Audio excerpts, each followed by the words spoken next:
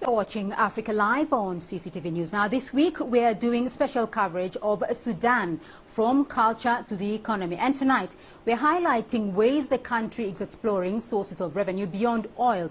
Now, one way it is doing that is by setting the goal to increase sugar production and exports by 2014. In addition, it plans to produce 65 million cubic litres of biofuel a year through its ethanol plant.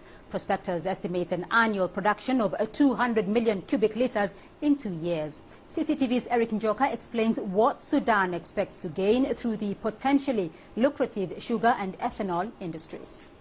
Boosting sugar production is a top priority in the Republic of Sudan, as sugar is the most important food item for the 32 million Sudanese. The country is one of the biggest African sugar producers after South Africa and Egypt, and needs to import at least 400,000 tons annually. North Sudan is trying to cut on food imports that are stoking inflation and eating into the dwindling budget, further hurting the country's economy after losing 3/4 of its oil production when South Sudan became independent in July last year.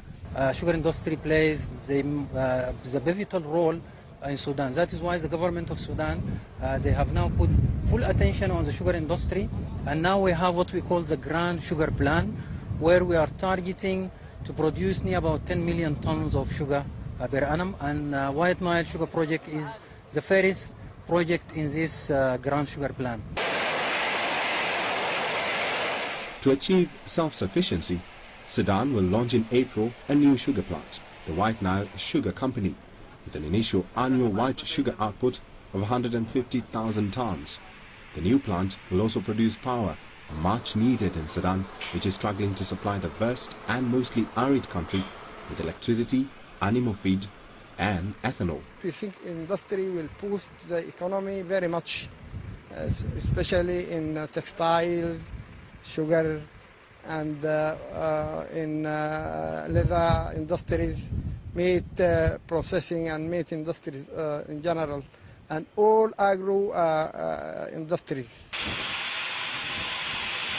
About 250 kilometers south of Khartoum, state company Kenana, which already makes sugar and molasses, has put up an ethanol plant. It creates a renewable energy source for a country whose economy is largely dependent on crude oil by using byproducts from Sudan's sugar industry.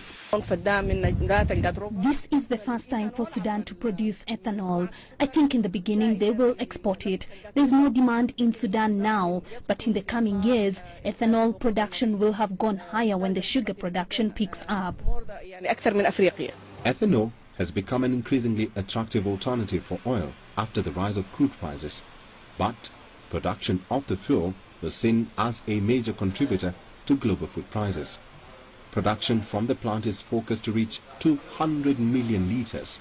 That's about 52 million US gallons every 2 years. Optimism on this project plays a pivotal role.